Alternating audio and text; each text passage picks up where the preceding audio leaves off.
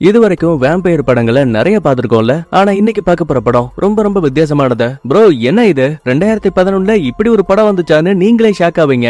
Because அந்த அளவுக்கு கதையும் அவ்வளவு சூப்பரா இருக்கும். சோ இன்னைக்கான வீடியோல 2011 வெளியான ஃப்ரைட் டுடேன்னு ஒரு காமெடி ஹாரர் வேம்பயர் படத்தை பத்தி பார்க்க போறோம். ஆரம்பத்துல இருந்து கடைசி வரைக்கும் ஃபுல்லா பாருங்க. மறக்காம லைக் பண்ணுங்க. கூடவே இப்பதான் நம்ம சேனலுக்கு புதுசா வந்திருக்கீங்கன்னா சப்ஸ்கிரைப் பண்ணிட்டு பக்கத்துல இருக்க பெல் பட்டனை பிரஸ் பண்ணி ஆளுங்கிற ஆப்ஷனை செலக்ட் பண்ணிக்கோங்க. அப்பதான் நம்ம சேனல்ல அடுத்தடுத்த வீடியோக்குள்ள அப்லோட் பண்ணும்போது டக்குனு உங்களுக்கு நோட்டிபிகேஷனா வரும். லாஸ்டா அப்படியே நீங்க ஒரு வேம்பயரா மாறி போனா முதல்ல யாரோட கழுத்தை கவ போறீங்கன்னு கமெண்ட்ல சொல்லிட்டு வாங்க இப்ப டைரக்டா கதைக்குள்ள போலாம். இந்த படத்தோட ஓபனிங்ல லாஸ் வேகாஸ் நகரத்தை விட்டு தள்ளி இருக்கக்கூடிய ஒரு சின்ன வில்லேஜ காட்டுறாங்க. இது நம்ம ஷார்ட்டா தண்டர் டவுன் அப்படின்னு மைண்ட்ல வச்சுப்போம். அங்க இருக்க ஒரு வீட்டுக்குள்ள டிவி ஒன்னு பிளே ஆயிட்டு இருக்கு.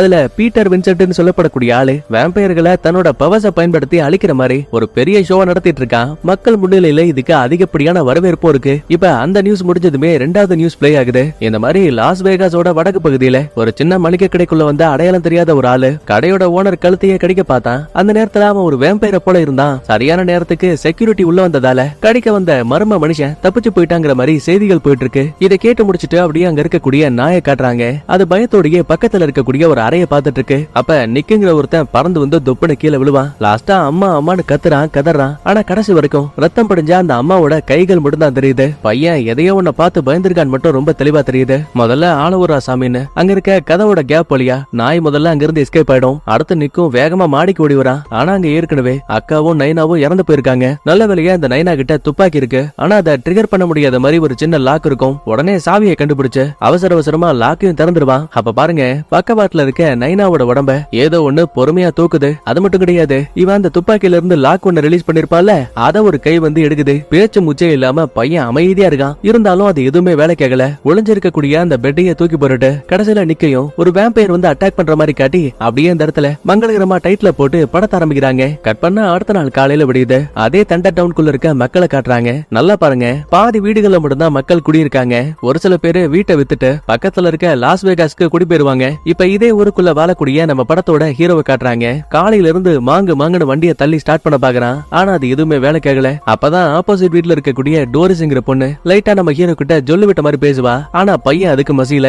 ஏன்னா இவனுக்கு ஆல்ரெடி எமின் சொல்லப்படக்கூடிய ஒரு கேர்ள் ஃபிரெண்ட் இருக்கா. அப்ப சடனா உள்ள வந்த அம்மாவும் டேய் என்னாச்சு மறுபடியும் பைக் ஸ்டார்ட் ஆகலையா? ஆமா பின்ன நானும் எத்தனையோ முறை ட்ரை பண்ணி பார்த்துட்டேன். இந்த வண்டியில என்னதான் பிரச்சனைங்கிறத என்னால கண்டுபிடிக்கவே முடியல. ஆக்சுவலா ஹீரோவோட அம்மா இந்த லேண்ட்ஸ் எல்லாம் சேல் பண்ணுவாங்க இல்லையா, அந்த மாதிரி வேலையை பார்க்கக்கூடிய ஒரு ஆளு. இவங்கள ஷார்ட்டா லிண்டான்னு மைண்ட்ல வச்சுப்போம். தம்பி ஜாக்கு பாத்தியா, நம்ம தரைய ஏதோ ஒண்ணு தோண்டி போட்டிருக்கு. எனக்கு என்னமோ தோ இந்த பக்கத்து வீட்டுக்காரன் தான் ஏதோ ஒண்ணு பண்ணிருக்கான்னு தோணுது. பாருங்கம்மா தேவையில்லாம சண்டை போடாதீங்க. இப்படி பேசிட்டு இருக்கும்போது ஹீரோவோட கேர்ள் ஃபிரெண்ட் எமி எங்க வரா. உண்மையை சொல்ல போனா இவ ஒரு பெரிய பணக்கார வீட்டு பொண்ணு. பக்கத்துல இருக்க பொட்டி கடைக்கு போகணும்னா கூட பயபுள்ள இந்த கார்ல தான் போவா. என்ன பேபி வழக்கம் போல உன் பைக்கு கால வரிடுச்சா, வா வா நான் உன்னை டிராப் பண்றேன்னு சொல்லிட்டு இப்ப ஹீரோவை கூட்டிக்கிட்டு அங்க இருந்து கிளம்புறா. காலேஜுக்கு வந்ததுக்கு அப்புறமா இங்க நம்ம ஹீரோவுக்கு 2 ஃப்ரெண்ட்ஸ் இருக்காங்க. அதுல ஒருத்தனோட பேரு பிராவோ, ரெண்டாவதா பரட்ட முடி வச்சிருக்கான் இல்லையா அவனோட பேரு ஷெரீஃப். என்ன ஜாக்க கூட கூட்டிட்டு வரீங்க? வழக்கம் போல அவனோட பைக்கு கால வரி விட்டுருச்சா? பிராவோ வாய மூட, என்ன இருந்தாலும் அவன் என்னோட பாய் ஃப்ரெண்ட். சரிடா எனக்கு கிளாஸுக்கு டைம் ஆயிடுச்சு, நான் உன்னை அப்புறம் வந்து பாக்குறேன்னு சொல்லிட்டு ஆளுக்கு ஒரு பக்கமா தனியா பிரிஞ்சிருவாங்க. ஹீரோவோட கிளாஸ்ல அட்டெண்டன்ஸ் எடுக்கும்போது படத்தோட ஆரம்பத்துல நிக்குங்கிற ஒரு பையனை வேம்பயர் ஒண்ணு அட்டாக் பண்ணிருக்கும் இல்லையா, அவனோட சேர்த்து இன்னும் 2 பேரு கிளாஸுக்கே வரல. என்னாச்சுன்னு புரியாம ஹீரோ திரும்பி பார்க்கும்போது ஒரு கண்ணாடிக்காரன் நம்ம ஹீரோவை நோட்ட விட்டுட்டு இருக்கான். இவனோட பேரு இவான். அன்னைக்கான கிளாஸ் முடிச்சிட்டு ஹீரோ ஃப்ரெண்ட்ஸ் கூட பேசிட்டு இருப்பான். அப்ப கரெக்டா உள்ள வந்த இவானும் டே ஜாக்கு உன்கிட்ட கொஞ்சம் தனியா பேசணும். ஆமா ஆமா உன்னோட ஃப்ரெண்டு கூப்பிடுறாருல போப்பா. வேண்டா வெறுப்புக்குன்னு இவான் கூட தனியா வந்த ஹீரோ டே என்னடாச்சு எதுக்கு என்கிட்ட தனியா பேசணும்னு? நீ இன்னைக்கு ஒரு விஷயத்த நோட் பண்ணியா? என்னோட ஃப்ரெண்டு நிக்கு அவன் இன்னைக்கு கிளாஸ்க்கு வரவே இல்ல. இப்ப அதுக்கு என்ன பண்ணணுங்கிற? லீவ் எடுக்கிறதுலாம் ரொம்ப சகஜம்டா. இல்ல கண்டிப்பா அது லீவா இருக்க வாய்ப்பே கிடையாது. நான் நிறைய முறை கால் பண்ண எப்பவுமே அவனுக்கு உடனே ரிப்ளை பண்ணுவான். ஆனா நேத்து நைட்ல இருந்து அவங்க குடும்பத்துல இருக்க யாரோட போனுமே ஒர்க் ஆகல. சோ நீ என்ன பண்ணு, நேரா வீட்டுக்கு போனதுக்கு அப்புறமா நேரா அந்த நிக்கோட அட்ரஸ் தெரியும்ல அங்க வந்துரு. டேய் அவன் உனக்கு ஃப்ரெண்ட்னா நீ போய் பாரு. எதுக்காக நான் வரணும்? எனக்கு நிறைய வேலை இருக்கு. அட பாவி, ஆரம்பத்துல நீயும் நானும் அவ்வளவு ஃப்ரெண்ட்ஸா இருந்தோம். ஆனா நான் சோடா புட்டியை போட்டு தத்திமா இருக்கேங்கிற ஒரே காரணத்தால என்னோட ஃப்ரெண்ட்ஷிப்பே நீ கட் பண்ண. அத கூட நான் பொறுத்துக்கிட்டு அமைதியா இருந்தேன். ஆனா இப்ப எனக்கு ஒரு உதவி தேவைப்படும் போது நீ வரமாட்டேன்னு மறுக்கிறேன்னா கண்டிப்பா நான் சும்மா இருக்க மாட்டேன். நம்ம ஃபர்ஸ்ட் இயர்ல எடுத்த ஒரு சின்ன வீடியோ அது உனக்கு ஞாபகம் இருக்கா? பல்லான கெட்டப்ப மாட்டிக்கிட்டு தையா தக்கான ஆடனமே அந்த வீடியோவை மட்டும் உன் ஃப்ரெண்ட்ஸுக்கு அனுப்பி விட்டேன் வை, தக்காளி உன் டங்கு வந்துரும். எப்பாடே சோடா புட்டி எசக்கு புசுக்கா ஏதாவது வேலையை பாத்துறாத, கண்டிப்பா நீ சொல்ற இடத்துக்கு நான் வரேன்னு முதல்ல ஹீரோனை கூட்டிக்கிட்டு நேரா வீட்டுக்கு வரான். அப்பதான் கவனிக்கிறாங்க பக்கத்து வீட்டை சேர்ந்த ஜான். இவங்க கார்டன்ல ஒரு சின்ன டேமேஜ் ஏற்பட்டிருக்கும். சோ அதை அப்படியே சரி பண்ணிட்டு இருப்பான். ஏமா யாருமா இருந்தாலும் தம்பி இவரோட பேரு ஜான்பா, ரொம்ப நல்ல மனுஷன். பாரு நம்ம தோட்டத்துல ஏற்பட்ட டேமேஜ் டேமேஜ ஃப்ரீயாவே சரி பண்ணி கொடுக்குறாரு. ஆனா அந்த ஜானோட பார்வையே சும்மா இல்ல. நம்ம ஹீரோனையும் லிண்டாவையும் மேலையும் கீழையும் சைட் அடிக்கிறாங்க. இங்கதான் சரணா ஹீரோவோட போனுக்கு ஒரு சின்ன வீடியோ வந்திருக்கு. பிளே பண்ணி பார்க்கும்போது ஹீரோவும் இவானும் பல்லான காஸ்டியூம்ல டான்ஸ் ஆடி இருப்பாங்கல்ல, அது ஓடிட்டு இருக்குங்க. அடா கடவுளே, ஹீரோயின் கூட இருந்ததால நான் அந்த நிக்கோட வீட்டுக்கு போறதையே மறந்துட்டேன். எனக்கு ஒரு முக்கியமான வேலை இருக்கு, நான் அப்புறமா வரேன்னு சொல்லிட்டு நம்மால நேரா அந்த நிக்கோட வீட்டுக்கு வரான். இங்கதான் அந்த இவானும் நிக்கிறான். அதுக்கப்புறமா வீட்டுக்குள்ள யாராவது இருக்காங்களான்னு கதவை தட்டி பாக்குறாங்க. எந்த ஒரு சத்தமும் கேட்கல. உடனே கதவை உடைச்சிட்டு ரெண்டு பேரும் உள்ள வரானுங்க. ஆக்சுவலா இவான் வரும்போதே கையில ஒரு பேக கொண்டு வந்திருப்பான். இப்ப அதுக்குள்ள இருந்து ஒரு கூர்மையான மரக்கட்டைய கையில எடுக்கிறான். டே இவான், என்ன எலவுடா இதெல்லாம்? எலே ஜாக்கு, நான் சொல்றதை கேட்கும் போது கண்டிப்பா உனக்கு நம்ப முடியாத விஷயமா இருக்கும். உன் பக்கத்து வீட்டுக்காரன் ஜான் இருக்கால, அவன் ஒரு வேம்பயர். ஓ, அப்படின்னா அவனுக்கு வேம்பயர்னு இன்னொரு பேர் இருக்கா? டேய், நான் அப்படி சொல்லல, உண்மையாவே ஒரு வேம்பயர் மிருகம். டேய், சும்மா புருடா கதையெல்லாம் விடாத, நான் இதெல்லாம் நம்பி ஏமாற மாட்டேன். சத்தியமா தான் சொல்றேன். நான் அடிக்கடி அந்த ஜானோட வீட்டை நோட்ட விட்டுருக்கேன். ஒரு வேம்பயரை எப்பவுமே கண்ணாடியோட பிரதிபலிப்புலையும் கேமரா வழியாவும் பார்க்கவே முடியாது. நீ நல்லா யோசிச்சு பாரு. திடீர்னு நம்ம ஊருக்குள்ள இருக்க ஒரு சில வீடுகள் மட்டும் காலி ஆகுது. இதுல என்ன அதிசயம் இருக்கு? அவங்க எல்லாருமே வீடை காலி பண்ணிட்டு சிட்டிக்குள்ள போறாங்க. அதான் கிடையாது. எந்தெந்த வீடுகள் எல்லாம் தனியா இருக்கோ அந்த வீடுகளை செலக்ட் பண்ணி அந்த வேம்பயர் ஜான் தான் வேட்டையாடிட்டு இருக்கான். தோ என்கிட்ட மேப் கூட இருக்கு. நான் ஏற்கனவே கெஸ் பண்ண மாதிரி அவன் நிக்கோட வீட்டை தான் அட்டாக் பண்ணிருக்கான். அதான் நான் ஆயுதங்களோட இங்க வந்தேன். எது இந்த கட்டம் உனக்கு ஆயுதமா? பின்ன இல்லையா? இந்த பாரு, இத மட்டும் நான் கரெக்டா அந்த வேம்பயரோட நெஞ்சில இறக்கணும்னு வை, அவ்வளவுதான். அது மொத்தமா அழிஞ்சு போயிடும். அப்படி இல்லன்னு வையன், அதோட கழுத்தை துண்டா விட்டா இறந்து போயிடும். ஒரு நிமிஷம் கதையெல்லாம் கேட்டு கடுப்பான ஹீரோ, டே சோடா புட்டே, இந்த ஒரு காரணத்துக்காக மட்டும் தாண்டா உங்ககிட்ட பேசாம பழகாம இருந்த. நீ இப்ப மட்டும் கிடையாது, எப்பவுமே முட்டாள்னு சொல்லிட்டு ஹீரோ மட்டும் நேரா வீட்டுக்கு போயிடுவான். இப்ப அந்த இவான் இருக்கா இல்லையா, அவ ஸ்கேட் போர்ட்ல போயிட்டு இருக்க நேரத்துல குறுக்க வந்த பிராவோ, டேய் உனக்கு என்ன பிரச்சனை, எதுக்காக ஜாக்க நோண்டிட்டு இருக்கான்னு இவன் அவனை அடிக்க போகும்போது பயந்து போன இவான் அங்க இருக்க வேலியை தாண்டி குதிச்சு ஓடிடுவான். ஆனா அப்ப அவன் கையில இருந்த பேக் மட்டும் கீழே விழுந்துரும். திறந்து பார்த்த பிராவோவுக்கு சிரிப்பு தாங்கல. என்ன இவன் சின்ன பிள்ளை மாதிரி இன்னும் வேம்பயர்லாம் நம்பிட்டு இருக்கான். சரி ஏதோ ஒண்ணு, இது எதுக்கு நமக்குன்னு தூக்கி அதை குப்பையில போட்டுருவான். இதே டைம்ல தனியா வந்த இவான் ஒவ்வொரு வேலியா தாண்டி குதிச்சுட்டு டக்குன்னு பின்னாடி திரும்பும் போது சடனா அங்க ஜான் நிக்கிறான். அவ்வளவுதாங்க, பயந்து போனவன் குடுன்னு ஒரு வீட்டுக்குள்ள வந்து கதவை லாக் பண்ணிப்பான். எனக்கு தெரியும், கண்டிப்பா வேம்பயர்ஸால அனுமதி இல்லாம உள்ள வர முடியாது. ஆமா, நீ சொல்லக்கூடியது ரொம்ப சரி. ஆனா இந்த வீட்ல இப்ப யாருமே குடியில்ல. சோ நான் யாருகிட்டயும் அனுமதி கேட்க வேண்டிய அவசியம் கிடையாதுன்னு இவன் பொறுமையா உள்ள வருவாங்க. பயந்து போன இவான் நேரா அங்க இருக்க கழிவறைக்குள்ள வந்து ஜன்னல் வழியா எஸ்கேப் ஆகி வெளியில தாவி குதிப்பான். ஆனா கொடுமைக்குன்னு அங்க ஏற்கனவே ஜான் வெயிட் பண்ணிட்டு இருக்கான். என்னப்பா கால் வலிக்குதா? சுத்தி 10 வீடுகளுக்கு எவனும் இல்ல, உன்னால இன்னைக்கு என்கிட்ட வந்து தப்பிக்க முடியாது. ஆனா நான் உன்னை சாகடிக்கிறதுக்கு பதிலா இன்னொரு வாய்ப்பை நான் கொடுக்குறேன். பாக்க வேற ரொம்ப அப்பாவியா இருக்க. உன் ஃப்ரெண்ட் அந்த ஜாக் இருக்கானே, அவனுக்கு உன் மேல எந்த ஒரு மரியாதையும் கிடையாது. உன்னை எப்பவுமே அசிங்கமா மட்டும் தான் நினைச்சான். ஆனா இன்னைக்கு நான் உனக்கு ஒரு புது வாழ்க்கையை கொடுக்க போறேன். இப்படி எல்லாம் பேசிட்டு பக்கத்துல வரும்போது ஹீரோ இவனை எவ்வளவு அசிங்கமா எல்லாம் பேசிருப்பான் அதெல்லாம் நினைச்சு பார்த்துட்டு ஜான வேணுனே தன்னோட கழுத்தை கடிக்க அனுமதிக்கிறான். அப்புறம் என்ன, கோரை பற்கள் நம்ம இவானோட கழுத்தை பதம் பார்க்க கட் பண்ணா அடுத்த நாள் காலையில விடியுது. நம்ம ஹீரோ இந்த இவான் கூட எடுத்துக்கிட்ட வீடியோக்கள் இருக்கு இல்லையா, அதை ஒன் பை ஒன்னா பிளே பண்ணி சிரிச்சு பார்த்துட்டு இருப்பான். அடுத்த நேரா கிளாஸ்க்கு வரும்போது இவான் சொன்ன அந்த வேம்பயர்ஸ பத்தி நினைச்சு பார்த்துக்கிட்டே கொஞ்சம் கொஞ்சமா அதெல்லாம் ஒரு படமா வரைஞ்சிட்டு இருப்பான். அடுத்து அட்டெண்டன்ஸும் எடுப்பாங்க. அப்பதான் தெரிய வருது இன்னைக்கு அந்த இவான் கிளாஸ்க்கே வரல. அச்சோ, ஒருவேளை நம்ம தனியா விட்டுட்டு வந்ததால அவனுக்கு ஏதோ ஒண்ணு ஆயிடுச்சு போலன்னு சந்தேகத்துல விசாரிக்கலாமேன்னு நேரா அவனோட வீட்டுக்கு வரும்போது, வாப்பா ஜாக்கே, நீ வீட்டுக்கு வந்து ரொம்ப நாள் ஆயிடுச்சு. ஆன்ட்டி அதெல்லாம் இருக்கட்டும், ஏன் இவான் இன்னைக்கு கிளாஸ்க்கு வரல? இல்லப்பா அவனுக்கு ஏதோ உடம்பு சரியில்லைன்னு சொல்லிட்டு இருந்தான். அப்படின்னா வீட்டுல தான் இருக்கானா? இல்லப்பா, அவன் சூரியன் உதிக்கிறதுக்கு முன்னாடியே ஏதோ ஒரு வேலை இருக்குன்னு சீக்கிரமே கிளம்பிட்டான். ஓகே ஆன்ட்டி, ஆனா என்னோட புக் ஒண்ணு அவகிட்ட இருக்கு, நான் அதை மட்டும் செக் பண்ணி எடுத்துட்டு போயிடுறேன், தாராளமா தேடிக்கொன்னு நேரா அவனை மாடிக்கு அனுப்பி வைக்கிறாங்க. பார்த்தா இந்த இவானோட அறை ஃபுல்லாவே வேம்பயர் சம்பந்தப்பட்ட நிறைய டாக்குமெண்ட்ஸ் இருக்கு. ஒரு புக்ல வேற வேம்பயரை எதையெல்லாம் பயன்படுத்தி அழிக்கலான்னு ஒரு பெரிய லிஸ்டே எழுதி வச்சிருக்கான். கம்ப்யூட்டர் பார்க்கும்போது பீட்டர் வின்சென்ட் அப்படின்னு ஒரு டிவி ஷோவை பத்தி பார்த்திருப்போம் இல்லையா, அந்த வெப்சைட் இப்ப ஓபன்ல இருக்கு. அப்படின்னா வேம்பயர் சம்பந்தமான விஷயங்களை கண்டிப்பா இந்த வெப்சைட் மூலமா தான் இந்த இவான் தெரிஞ்சிருப்பாங்கிற விஷயத்த ஹீரோ புரிஞ்சுக்கிறான். அடுத்து இவன் ஏற்கனவே எடுத்து வச்ச வீடியோக்களை ஒன் பை ஒன்னா பிளே பண்ணி பார்க்கும்போது ஒவ்வொரு நாளுமே நைட்டு ஜானுக்கே தெரியாம அவனோட வீட்டை ஒளிஞ்சிருந்து வீடியோ எடுக்க ஆரம்பிச்சிருக்கான். அப்ப திடீர்னு ஒரு நாள் திரும்ப வீட்டுக்கு வரும்போது அவனோட உருவம் கேமரால ரெக்கார்டே ஆகல. இந்த வீடியோவை யார் பாக்குறீங்களோ நல்லா நோட் பண்ணிக்கோங்க.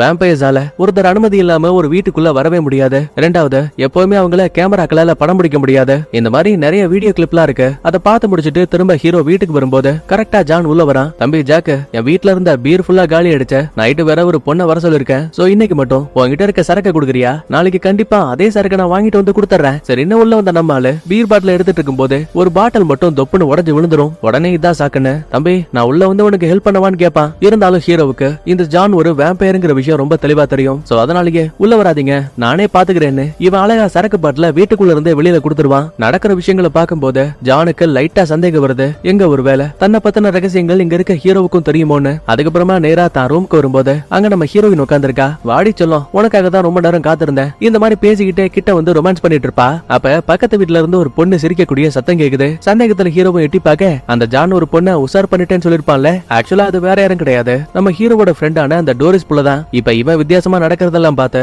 நம்ம ஆளுக்கு செம கோவம். இந்த பாரு, நீ பக்கத்து வீட்டையும் எட்டி பார்த்துட்டு நான் இங்க இருந்து போறேன்னு கோச்சுக்கிட்டு இவ கிளம்பிடுவா. நேரம் போக போக ஹீரோக்குள்ள இருக்க பயம் அதிகமாயிட்டே இருக்கு. கெஸ் பண்ண மாதிரியே அடுத்த 3 மணி நேரத்துக்கு அப்புறமா ஒரு பொண்ணு பயங்கரமா கத்தக்கூடிய சத்தம் கேக்குது. கண்டிப்பா அது அந்த டோரிஸ் தாங்கிற விஷயத்த புரிஞ்சுக்கிட்ட ஹீரோ உடனே போலீஸ்க்கு கால் பண்ணி இன்ஃபார்ம் பண்ணிடுவான். ஆனா அப்ப கூட ஜான பாருங்க, சார் இந்த வீட்ல பொண்ணு யாரும் கிடையாது சார், சந்தேகம்னா செக் பண்ணி பாத்துக்கோங்கன்னு தான் முழு வீட்டையுமே செக் பண்ண அனுமதிக்கிறான். போலீஸும் தேடி பார்த்துட்டு சாரி சார் எங்களுக்கு ஏதோ தப்பான தகவல் வந்திருக்கு போலன்னு அமைதியா அந்த இடத்தை விட்டு கிளம்பிடுவாங்க.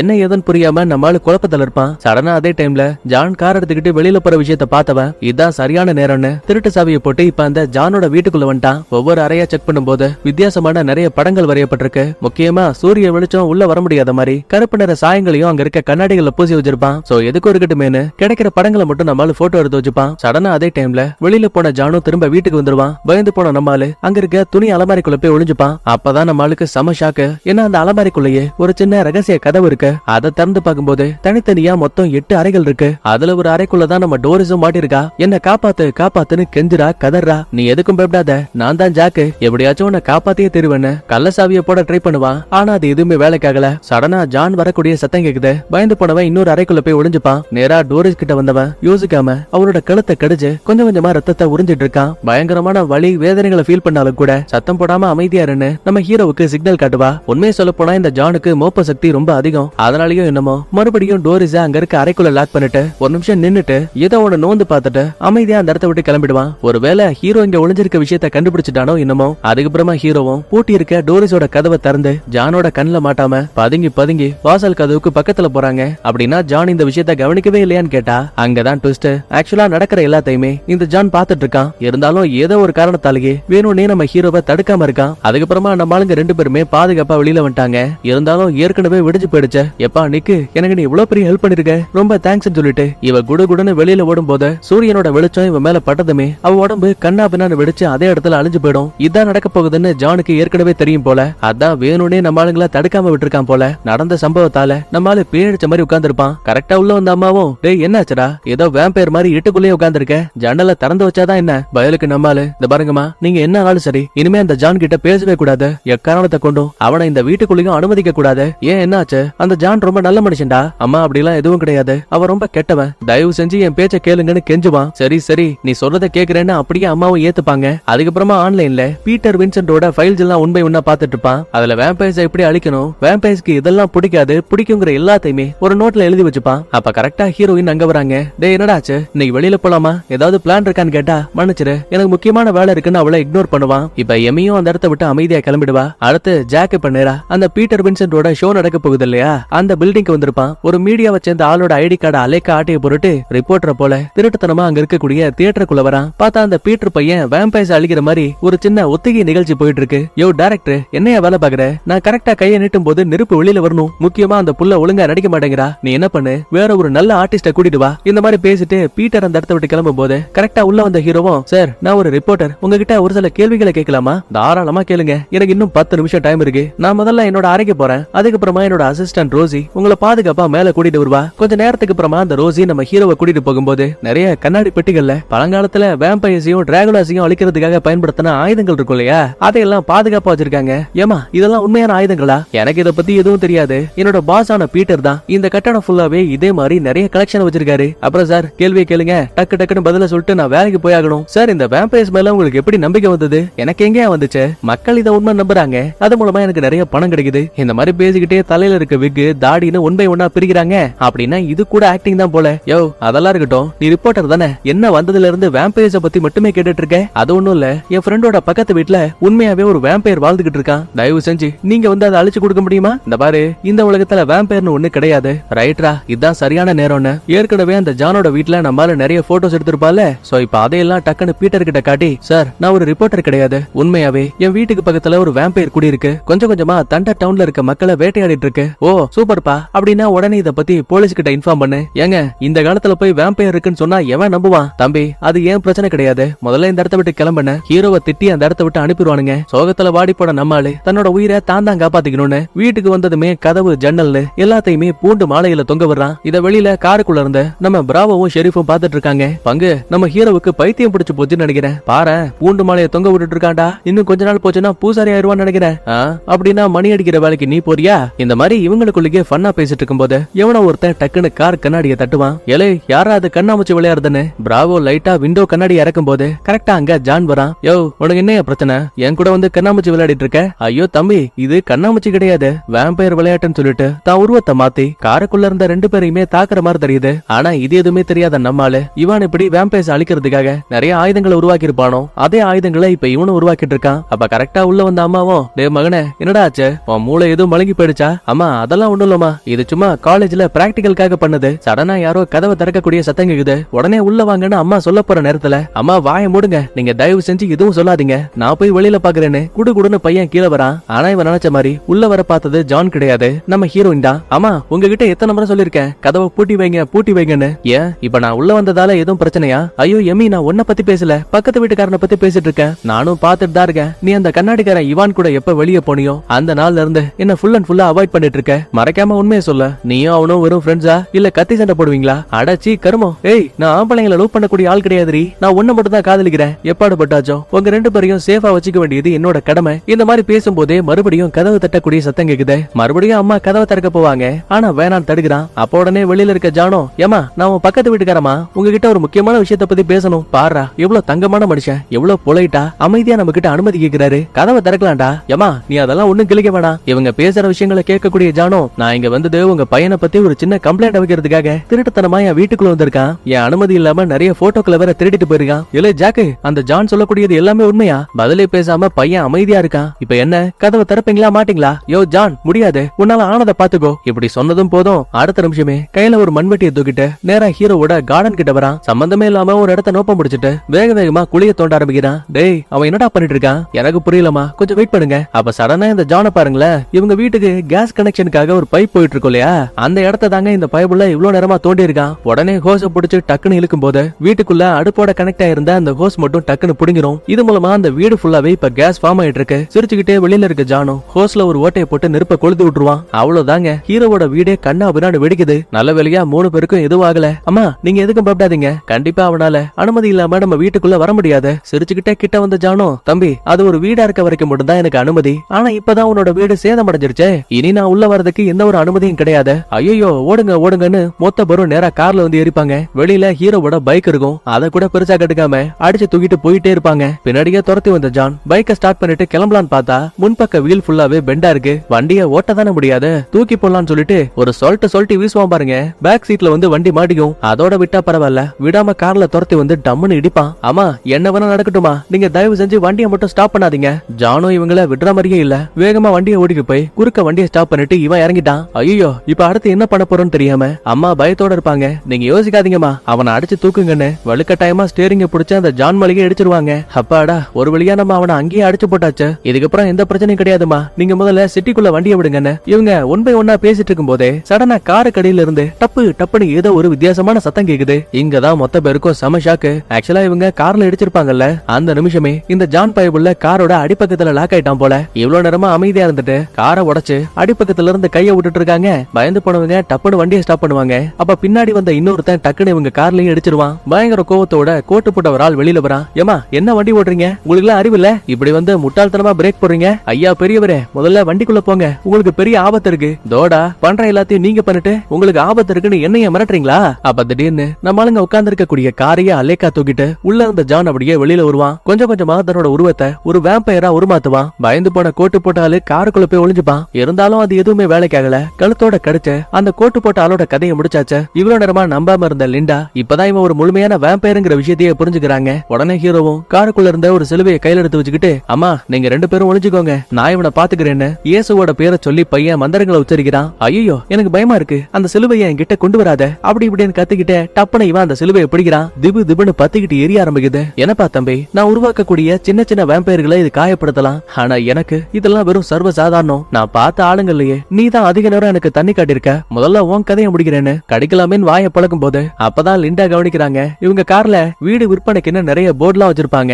இப்ப அதுல ஒரு போர்டை தூக்கிட்டு வந்து அடிப்பக்கத்துல இருக்க கம்பியை வச்சு கரெக்டா தோள்பட்டையில ஒரு குத்து. வழிதாங்க முடியாம ஜான் கதறிக்கிட்டு இருக்கான். இத பார்த்து பயந்து அம்மா மயங்கியே போடுவாங்க. உடனே அவங்கள கோட்டு போட்ட ஆள் ஒரு கார் கொண்டு வந்திருப்பால, அதை எடுத்துக்கிட்டு நேரா சிட்டிக்கு போயிட்டு இருக்காங்க. அப்ப பாருங்க, என்னதான் இந்த ஜானுக்கு அளவுக்கு அதிகமான காயம் ஏற்பட்டாலும் கூட கொஞ்சம் கொஞ்சமா அது எல்லாம் தானாவே குணமாகற மாதிரி தெரியுது. கட் பண்ண அடுத்து பீட்டரோட வீட்டை காட்டுறாங்க. லாஸ்டா ஹீரோ ஜான் வீட்ல எடுத்த போட்டோவை இந்த பீட்டர் கிட்ட கொடுத்துட்டு போயிருப்பான்ல, சோ அதுல இருக்கக்கூடிய ஒரு சின்ன படத்தையும் இவன் லாக்கருக்குள்ள இருக்க இன்னொரு படத்தையும் ஒன்னா வச்சு பார்க்கும்போது HSL ஒரே மாதிரி இருக்கு. அடுத்து சிட்டிக்குள்ள வந்த நம்ம ஆளுங்களுக்கு என்னாச்சுன்னு பார்க்கும்போது அம்மா பேச்சு மூச்சு இல்லாம மயக்கத்துல இருக்காங்க. என்ன மன்னிச்சிரு, நடந்த எல்லா தப்புக்கும் நான் தான் காரணம்னு நினைக்கிறேன். ஏன்னா இவான் என்கிட்ட ஏற்கனவே சொன்னா அந்த ஜான் ஒரு வேம்பயர்னு, நான் தான் அதெல்லாம் நம்பாம விட்டுட்டேன். பாவம், இப்ப அவன் எங்க போனா என்னாச்சுன்னு எந்த ஒரு தகவலும் இல்ல. சரி சரி பரவாயில்ல விடு, இந்த உலகத்துல தப்பு பண்ணாத எந்த ஒரு மனுஷனும் கிடையாது. நீ இந்த மாதிரி மத்தவங்களை பத்தி யோசிக்கிறல்ல, அதனாலதான் உன்னை எனக்கு ரொம்ப பிடிக்கும். அதே டைம்ல கரெக்டா போலீஸும் உள்ள வராங்க. என்னாச்சு ஏதாச்சும் விசாரிக்கும் போது சும்மா இது வெறும் ஆக்சிடென்ட் சொல்லி கேஸ முடிச்சிருவாங்க. ஏன்னா வேம்பயர் இவங்களை தாக்குச்சுன்னு சொன்னா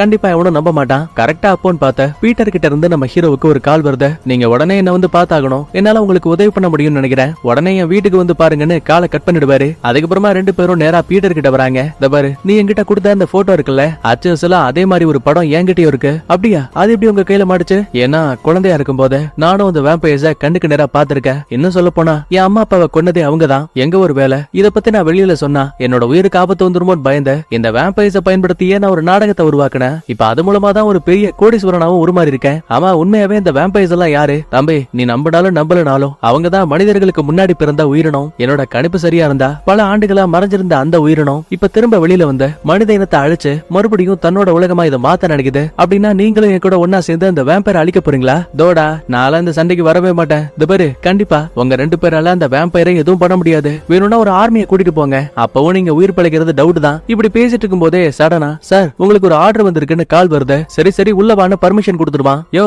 இந்த டைம்ல என்னைய ஆர்டர் பண்ணிருக்க? இல்லப்பா, நான் அடிக்கடி காஸ்ட்லியான சரக்கெல்லாம் வெளியில இருந்து வாங்குவேன், அதுக்காக இந்த டைம்லயே ஆர்டர் கொடுக்குறாங்க. முட்டாள், ஒருவேளை வேம்பயர்ல ஏதாவது ஒண்ணு ஏமாத்தி இங்க வந்திருந்தா என்னையா பண்ணுவேன்? அடா ஆமா இல்ல தம்பி, இருப்பா, நான் உடனே கால் பண்ணி வரவா நான் சொல்றேன். அதுக்கு அவசியமே கிடையாதுன்னு இன்னொரு குரல் கேக்குது. திரும்பி பார்த்தா அது நம்ம ஹீரோவோட ஃப்ரெண்டு இவான். முழுக்க முழுக்க இப்ப இவனும் வேம்பயரா மாறிட்டான். உடனே பீட்டரை பாருங்களேன், பக்கத்துல இருக்க ஒரு கண்ணாடி பெட்டகத்தை உடைச்சு உள்ள இருக்கக்கூடிய இந்த இயேசுவ சிலுவையில அரைஞ்சிருப்பாங்கல்ல ஒரு ஆணி, அதுல உன்னை கையில எடுத்து வச்சுக்கிட்டு பக்கத்துல வராத, உன்னை குத்தி கொன்றுவேன்னு மிரட்டுவான். எலை, உன்னால முடிஞ்சா என்ன குத்தி பாருன்னு லைட்டா கிட்ட வந்ததுமே பீட்டர் பயந்துகிட்டு நேரா அங்க இருக்க கண்ட்ரோல் ரூமுக்கு ஓடி போயிடுவான். இவன் கதவை லாக் பண்ற அதே டைம்ல இவன் கைய உள்ள விட கேப்ல மாட்டி கைய துண்டாயிடும். உடனே இதான் சாக்கன, ஹீரோவும் ஹீரோனும் இந்த இடத்த விட்டு எஸ்கேப் ஆக ட்ரை பண்ணுவாங்க. ஆனா வழியிலேயே இந்த பீட்டரோட அசிஸ்டன்ட் இறந்து போயிருக்கா. லிப்ட புடிச்சு கீழே போலான்னு பார்த்தா வரும்போதே இந்த இவான் பையன் கண்ட்ரோல் பாக்ஸ உடைச்சு வச்சுட்டு வந்திருக்காங்க.